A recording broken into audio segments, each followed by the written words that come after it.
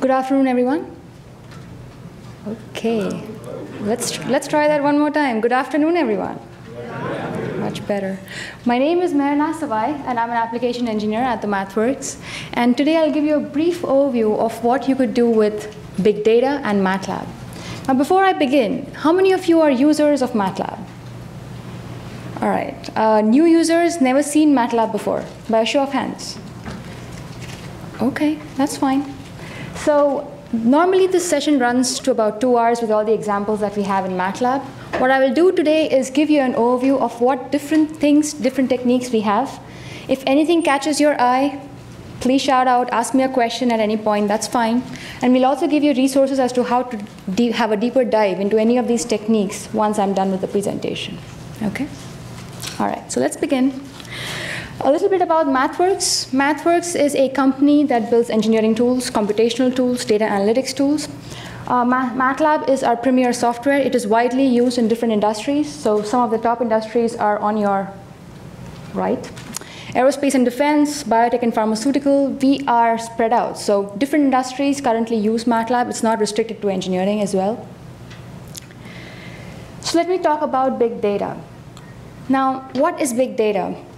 Everyone will have a different definition. I'm sure you had different presentations today. Everyone had their own concept of big data. I find Wikipedia to be a good start of what big data is. Any collection of data sets so large and complex that it becomes difficult to process using traditional data processing techniques. What that means is, anytime you have to change your way of thinking, your way of solving your application, just due to the sheer size of your data, then you go to the big data realm, right? So it's a big data problem. There are different things to consider when you talk about big data. How do you get started? Just sometimes getting started might be a problem. Where do you go? Which applications do you use? Which algorithms do you use? Rapid data exploration. The more data you have, how do you explore these quickly and come up with a solution, or just get an insight of what your data looks like? Development of scalable algorithms. If you anticipate your data growing every month or every year, how do you scale these algorithms so they can take care of the growing data set that you have? And lastly, how do you deploy these algorithms so that others can use in your lab, your university, your college? So there are different techniques or different challenges that you might face using big data.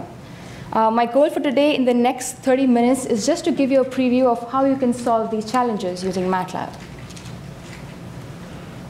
First things first, even before we consider big data problems, even if you're using just MATLAB for your regular application, these are some things that everyone should be aware of when using MATLAB.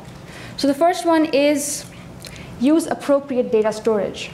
We have many data types that you could use: integer, float, unsigned integers, signed integers. Depending on your application, use the correct data type. By default, MATLAB will give you a numeric data double. You may also use single to save memory, right? So if memory is an issue, make sure you use the right data storage.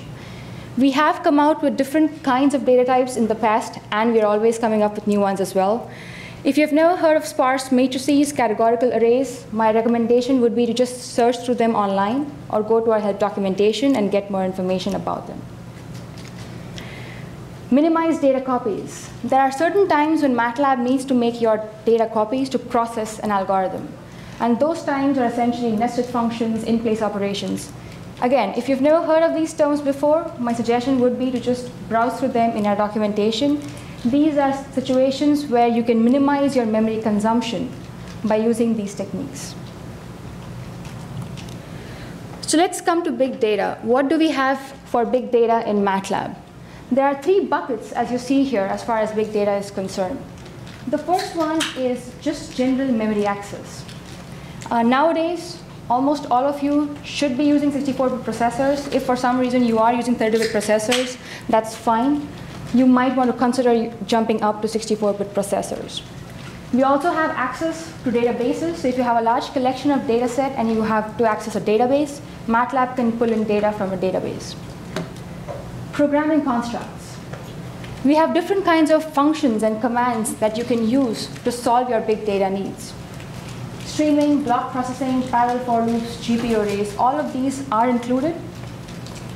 We have lots of different applications and commands, lots of examples online that can tackle each and every problem.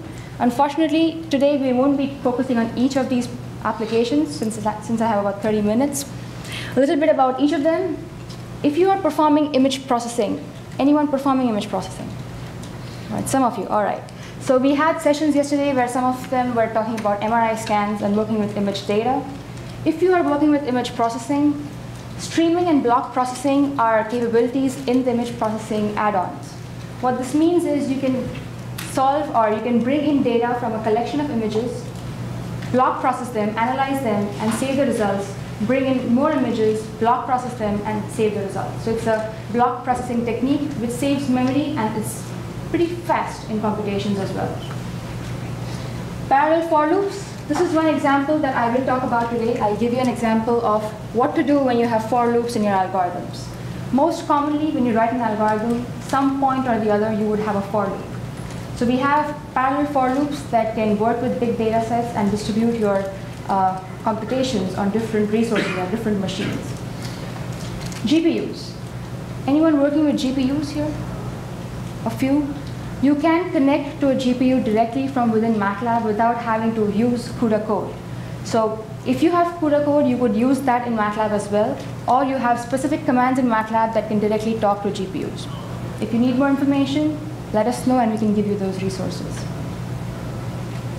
spmd and distributed arrays, a little bit of them in the presentation. I'll touch base on that as well. Platforms. We support different platforms. In the sense, you could perform parallel computing functionalities on your local desktop without having to jump to a cluster. We can also access MATLAB on Amazon EC2, Amazon Cloud, or if you have an in-house cluster, you can also access MATLAB on that cluster. Anyone working with Hadoop clusters? Has anyone heard the name Hadoop? All right, most of you. Interesting. So the name Hadoop, or the buzzword Hadoop, is pretty common these days. Everyone wants to know what Hadoop is. Some of you might be working or thinking about working with Hadoop clusters in the future. We also have access to submitting your jobs on the Hadoop cluster. More information in the presentation. All right? So this is a snapshot of what we have. In the new releases, which was fall of 2014, we came up with additional features or capabilities. And I'll walk you through all of these in the presentation. If at any point, if you have a question, something looks curious, if you're new to MATLAB, if you have just a general question, please feel free to ask. All right. So as I talk about these techniques, the common question that you might have is, when do I use which technique? There are like 15 to 20 techniques that you can deploy. When you think about these techniques, there are three categories that you can sort them through. The first thing is, what kind of data that are you using? Your data characteristics. The size of your data, the type of your data. Is it textual data? Is it Excel files that you want to read? Is it images? The location of your data. Is it in-house on your local machine? Is it on a cluster, or is it on a cloud? The next thing to consider is your compute platform. Are you planning to use these algorithms on your local machine, or are you going to scale it in the future on a cluster? And lastly, and the most important in my mind, is the analysis characteristics. All of your algorithms need to be considered as to what kind of application or what kind of question you are trying to solve. Can your algorithm be divided up into chunks, separate applications or separate computations? These are called embarrassingly parallel applications, where you have 100 iterations, they're completely independent, you can divide them up and give them to different machines. If that is the case, we have different commands to solve those or tackle those problems.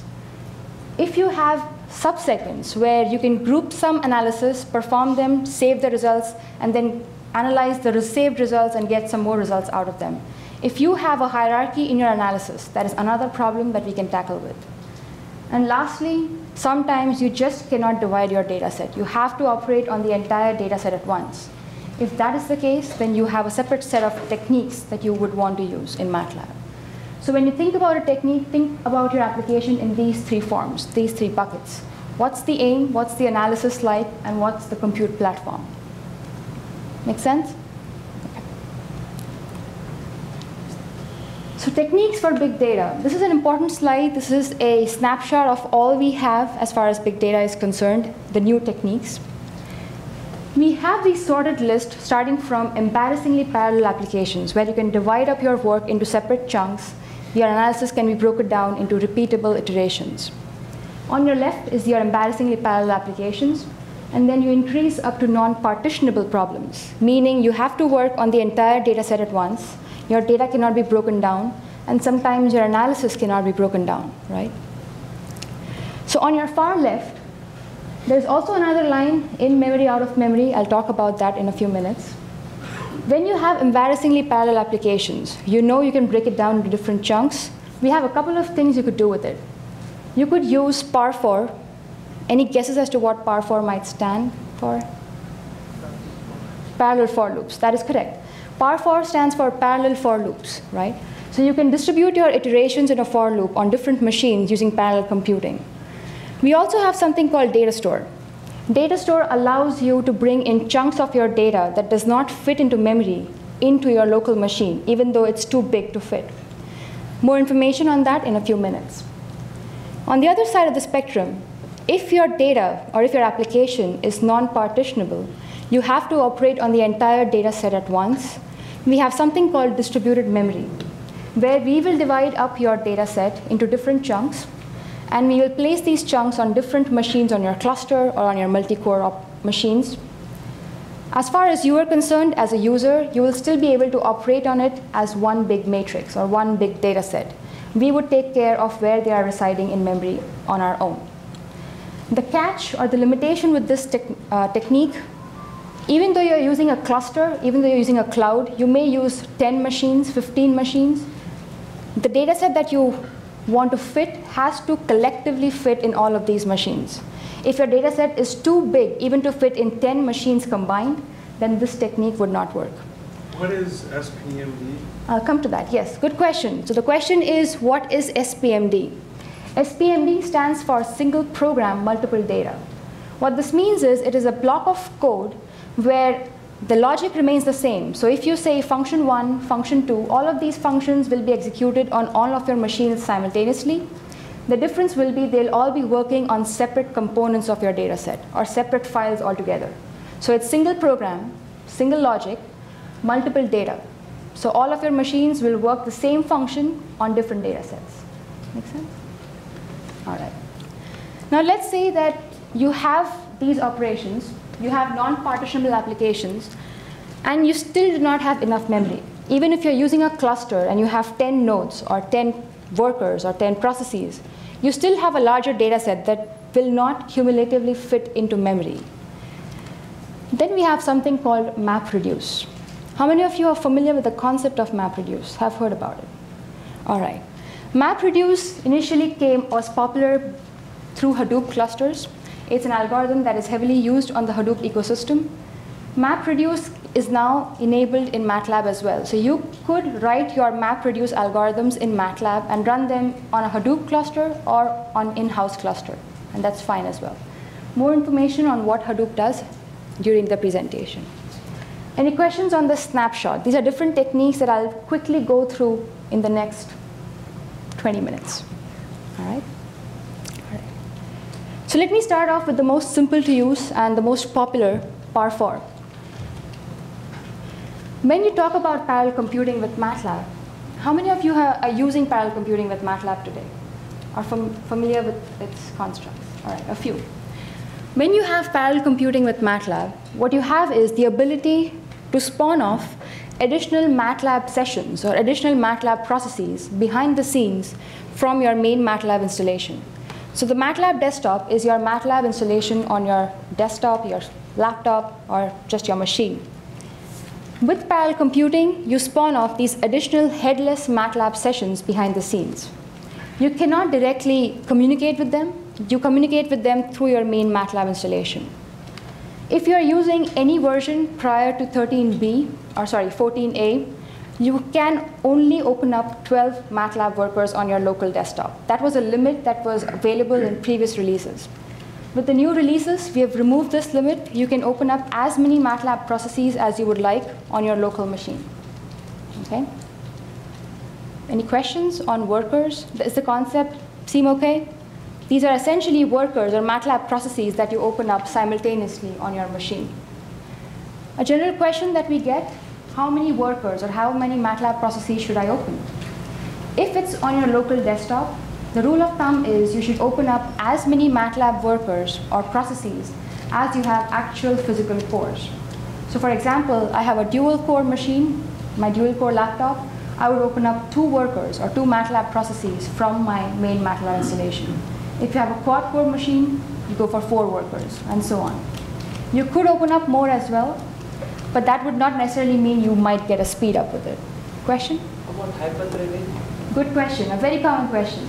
The question is, will hyperthreading help me in MATLAB? Even if you have hyperthreading, we actually consider your physical cores to be a measure of how many workers you should open up. Hyperthreading will not help MATLAB. So for example, you have 4 virtual cores and 2 physical cores. We would still recommend you to open up 2 MATLAB workers rather than 4. You could try it out. There are edge cases. Depending on the applications, 4 workers might help. But usually, the recommended is 2. Make sense? Any other questions? So let me give you a quick demonstration of how you would use parfor. Now, how many of you have for loops in your algorithms? All right, most of you who are using MATLAB. That means some of you, or most of you, are more likely to use parfor with parallel computing. I will give you a quick example. This is an aerial image of agricultural land. So I have 24 such images. This is an image processing algorithm. So I have these images. You could see these crop circles kind of shapes. Using this image, my aim is to figure out how many of these are actually under irrigation and how many of them are not being used. So in this case, notice the dark circles. They are the ones that are not being used. And the light circles, they are the ones that are being irrigated, right?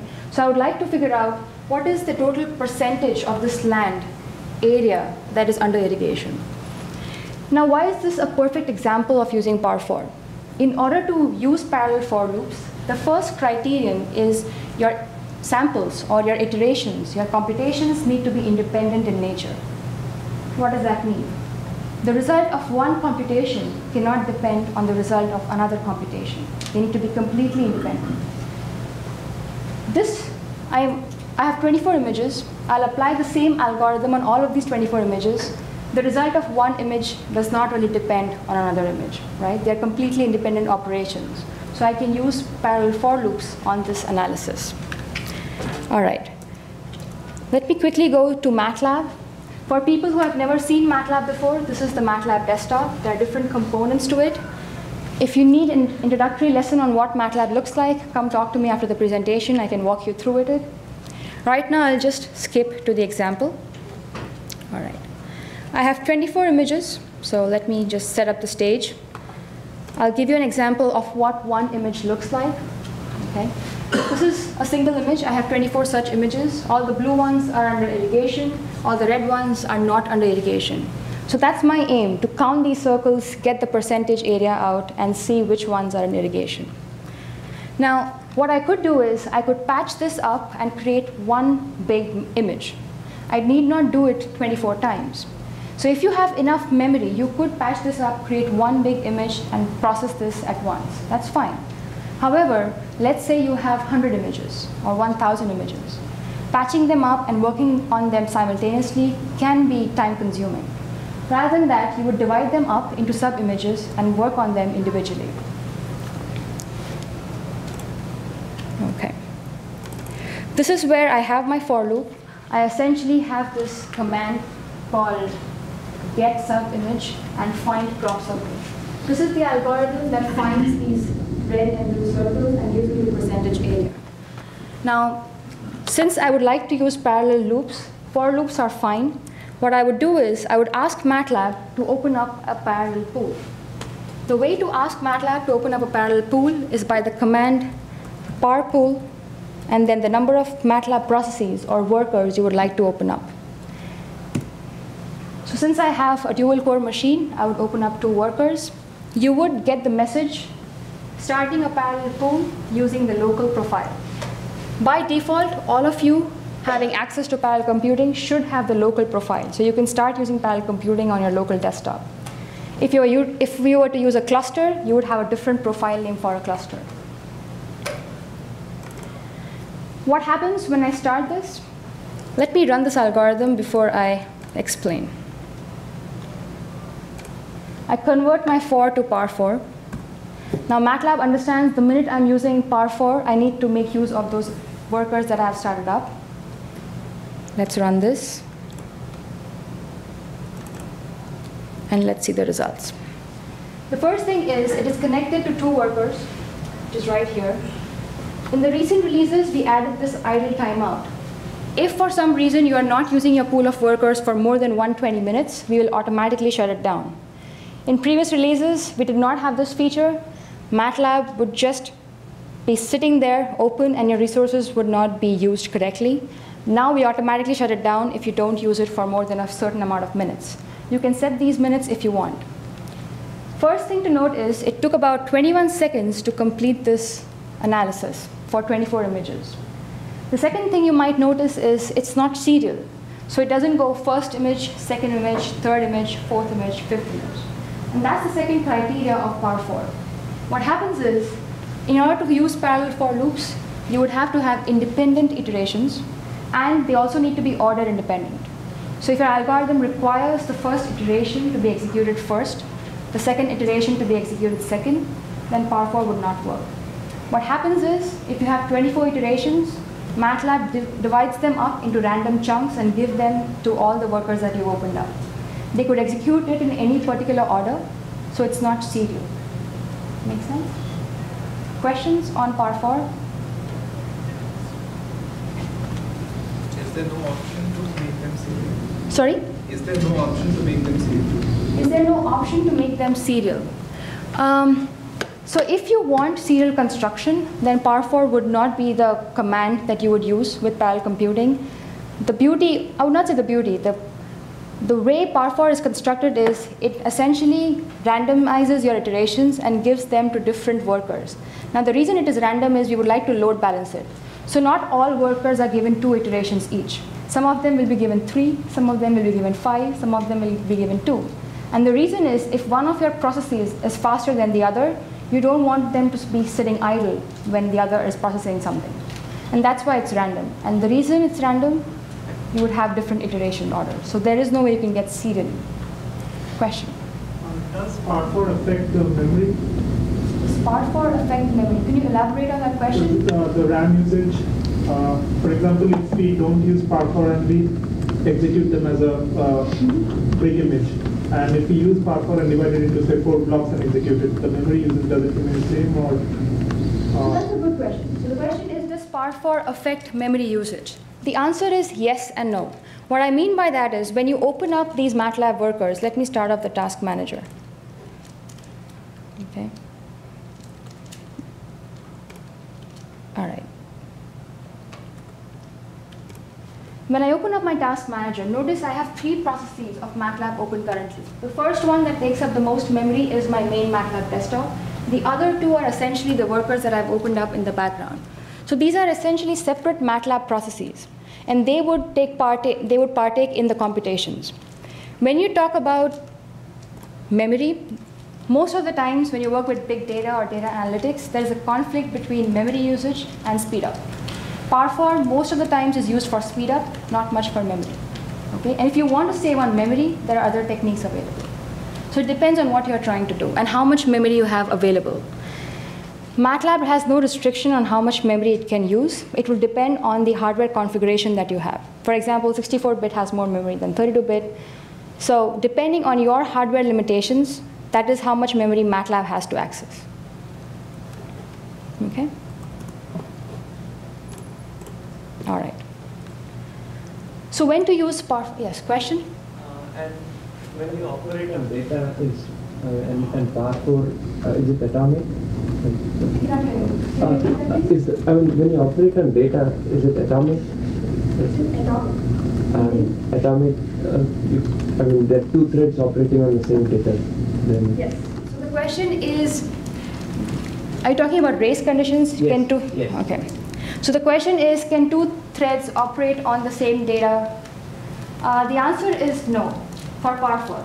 When you talk about par4, we take care of the data transfer, we take care of the computations, we take care of aggregating the results and giving it back to you. So that is why they need to be independent. There is no communication between one worker and the other, absolutely none. There are constructs called jobs and tasks, or lab send, lab receive, that allow you to transfer data between worker 1 to worker 2. If that is your application where you want to pass data between back and forth, then you would have to take care of avoiding these conditions. As far as parfor is concerned, you would not have that problem. All good questions. When to use parfor? Data characteristics. Doesn't matter if you have text, Excel, images. Parfor is not data dependent. It could work on any format as long as it can be broken down into pieces. Again, as I mentioned before, if you have a large data set that you would want to work on simultaneously, parfor would not work for you. Compute platform. You can work on your desktop or you can work on a cluster. This could be Hadoop cluster, your in-house cluster, or the cloud. As I mentioned before, there are different profiles in MATLAB. You have your local profile and then you have your cluster profiles. As long as you tell MATLAB which part of your machine you're trying to access. Do you want to access machines on the cluster? Do you want to access machines on the local machine? All the code remains the same. And that's the architecture that we have been following. We do not follow the thread architecture, we follow the processor architecture because we want the code to be the same. So when you move from your local desktop to your cluster, you can send the same code without making any changes. Analysis characteristics. As I mentioned, each iteration of your loop must be independent. If it isn't, MATLAB will warn you about the dependencies and you will get errors. It will not run. All right. Let's talk about another area of embarrassingly parallel applications, data stores. Data stores are a new capability that came out in fall of 2014. Anyone work with text data, large amounts of text data? A few, okay. Data stores allow you to single-handedly extract information from your text files that do not fit into memory. So let's say you have gigabytes of a file size of 10 gigabytes. It doesn't fit into memory right now. So when you load data into MATLAB, it will give you out-of-memory errors. What data store allows you to do is it allows you to preview what your data looks like, and it allows you to read your data chunk by chunk. So you can say, set the data to 100 rows. It will read 100 rows at a time. It will go through the entire file. The advantage of this is you can read in chunk by chunk. You can analyze this, save the results, and then move on to the next file. Make sense? All right. So let's not give a demo right now since we have about 10 minutes. If you are using any of these files, for text files, if you would like to read them chunk by chunk, the command is datastore. If you have a big MATLAB data file with the extension of .mat, we have a command called matfile, which allows you to read data chunk by chunk as well. Binary files, the command is mapfile. Databases are pretty simple. You can get data from your databases however many rows you would like. So all of these commands are essentially built to enable you to read in data files which are too large to fit into memory. Now, anyone using any of these commands or are aware of any of these commands? Yes, which ones do you use currently? Mat files, okay. Mat files, all right. So datastore is pretty interesting. It has, with the new release, datastore also has the capability of you doing parallel reads. What this means is if it has 100 rows, you specified it to read 20 rows at a time. You can use parallel computing, so it is going to grab 20 rows simultaneously from your data set. So if you have a large file, using parallel computing with data stores will quickly allow you to get access to your data. All right. Let's quickly talk about MapReduce. Some of you have an idea of how MapReduce works. Some of you might be new to this. If you're using 2014B, the functionality of MapReduce only worked with Hadoop clusters. With new release 2015A, which is spring of 2015, you can now use MapReduce with any kind of cluster possible, not just Hadoop. So how does MapReduce work? What this means is, let me give you an example. Let's say you have a very, very large matrix, right? You would like to find the mean of this matrix. It is too large to fit into memory, so you cannot access the entire matrix at one row. What you could do is you could find the mean of each column and then find the mean of the results of the mean of each column. So you can segregate your results. First, perform the analysis on the columns, and then perform the analysis on the results of the columns. So that is a two-step process of analyzing the same thing, but saving the results in between. And that is what MapReduce also does. You have two algorithms, the mapping algorithm and the reducing algorithm. Mapping algorithm gets data from your files, performs some analysis, saves intermediate results, and then the reducer takes those results and analyzes them a bit more. In MATLAB, you have three commands that take care of the entire MapReduce setting. MapReducer is the command that takes care of the environment. Do you want to use it on your local desktop? Do you want to use it on your cluster? Do you want to use it on Hadoop? Datastore will take care of where are you accessing the files from. Is it on the cluster or is it on your local machine, your file system? So your inputs and your outputs are data stores.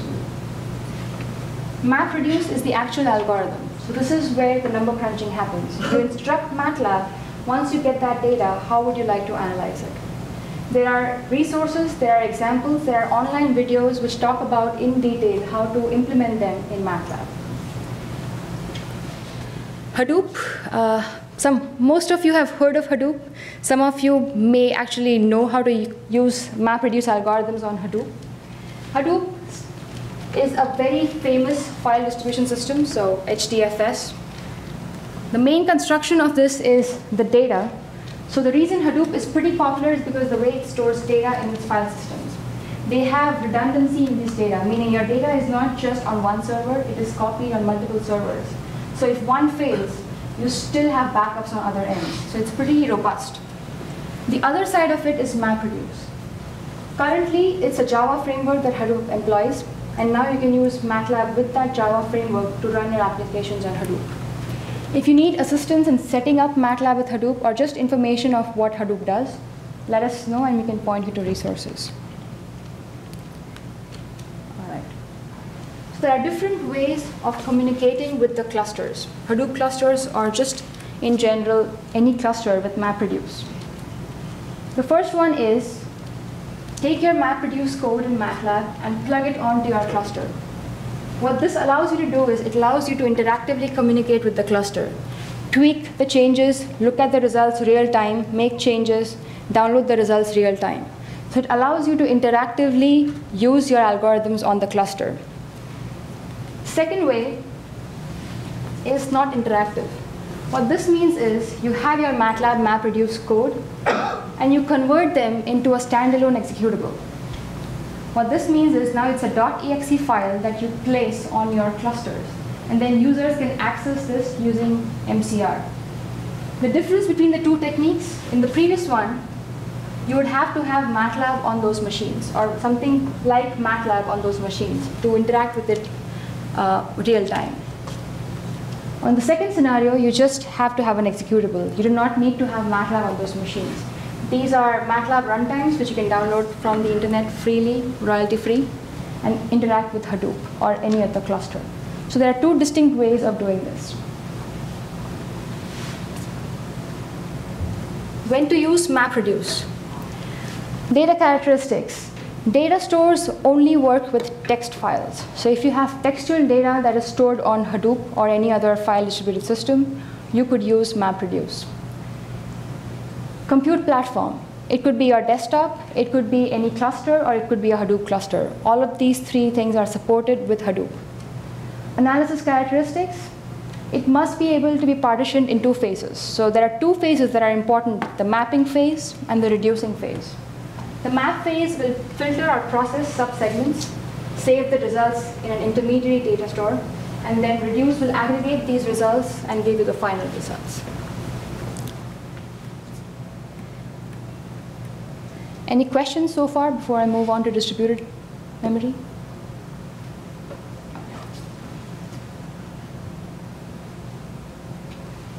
Distributed memory. The way this works is the final part. This is especially useful for non-partitionable problems. You have a large data set and you would like to use the entire data set at once. In that case, you essentially combine the machines that you have. You use a cluster where you have access to more memory, more RAM, and then dump your data set onto those machines. So the way it works is, you have distributed arrays in MATLAB. Let's say you have a big data set. With parallel computing, you can chunk this data set into, let's say, 4 chunks. Each of this chunk then resides on a separate MATLAB worker. So in this case, I have 2 workers. All these data chunks will reside on my 2 workers. What this means is, from your end, from the user end, you still access this matrix as it was a big matrix. You can perform matrix multiplications. You can use this in your algorithms. However, the data resides on separate workers. As far as you're concerned, you still use this as A times B, or A divided by B. So from your end, you still work on the entire data set at once. MATLAB takes care of the data transfer. MATLAB tries to figure out where the 5th element of that matrix is, gets that data for you, and processes the algorithms. So the data transfer is taken care of by MATLAB. All right? 5 minutes. We had a question earlier about spmd. spmd stands for Single Program Multiple Data Blocks.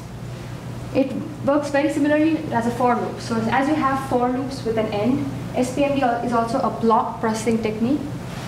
Anything in between spmd and end essentially will have access or will be executed on all workers simultaneously. However, you can choose on which data they would like to process. So if I have 5 Excel files, all 5 Excel files can be handled separately by these workers, but processing the same results. So you have the same mean averaging examples, or you could process images the same way, but all these images will be handled by different workers simultaneously. When to use distributed memory? Pretty simple. Data must be able to fit in the collective memory across machines. If you have 10 gigabytes of data, and if you do not have enough memory to fit that data into all those machines, then it would not work. Compute platform, it can work on the desktop. We do allow that, but it doesn't really make sense if you're just restricting yourself to a desktop, because if you were to use your desktop, might as well use it on your main MATLAB machine. The whole point of using distributed memory is that you do not have enough memory to work on it on your desktop. Analysis characteristics, it can consist of parts that can be run on data in memory. Second criteria is it needs to have supported functions. Only a subset of the MATLAB language is supported on the distributed arrays. If you're working with any of those algorithms, you can use distributed arrays right now. Big data on the desktop, this is just a summary. Expand workspace. A question? So when you have the distributed memory code, can you actually create an executable, and does it still work with MATLAB runtime? Good question. So the question is, if I have distributed memory, does it work with MATLAB executables? I will have to check that. Give me a minute, I'll search it up and let you know. I believe it should work, but I will have to check that before I give you an answer. The answer is no. So let's say I have this main MATLAB installation and I have 5 workers opened up. Not 5 licenses will be checked out. It's still 1 license that is connected to your main MATLAB installation. So we do not check licenses. So it would not be you would need 5 additional MATLAB licenses for opening up 5 workers. No. You just need 1 parallel computing toolbox license. Yes, wow. That's a good question. All right. So these are different things that came up in 14b. Access portions of data too big to fit into memory, variety of programming constructs, increase analysis speeds. By a show of hands, how many of you know about MATLAB Profiler? If you don't, if you forget everything that I talked about today, please remember MATLAB Profiler. MATLAB Profiler is the single most important tool in MATLAB that allows you to check what time is being taken by each part of your code. It will tell you the bottlenecks in your code, which line in your code takes the most time. The first step of working with big data or speeding up is to understand your code, which part of your code needs attention. So when you go back home, search for MATLAB Profiler and see what it does. All right. We can scale to clusters and Hadoop, and if you need more information about any of these, let us know. Case Western does have MATLAB on its clusters. If you need information of how to connect to MATLAB on the clusters, let us know. Resources, we have pages for big data. We have pages for MapReduce, Hadoop.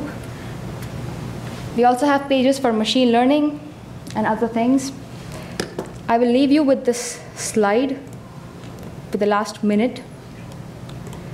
If you search for tackling big data with MATLAB, and if you spell it correctly, the first result that pops up is a video on tackling big data with MATLAB. It talks about the same concepts that I talked about today, but with examples. So it's a 1 hour and 15-minute session, I guess. It walks you through different examples of tackling those different parts of the slides. Right. With that, if you have any questions, I'll take them, or I am done. Does MATLAB also support other accelerators? Is it like CUDA specific when we talk about GPUs? The answer is no. We support all GPUs which are NVIDIA compute capability too. Sorry? And accelerators like mine cannot? Accelerators. We only support NVIDIA GPUs right now. We don't support any others. And CUDA compute capability has to be 2 or more. So if it fits into that criteria, we will support it. Okay. Any other questions? All right. Thank you for attending. If you have more questions, we'll be here for the next 5 minutes, and then you can meet us after the presentation.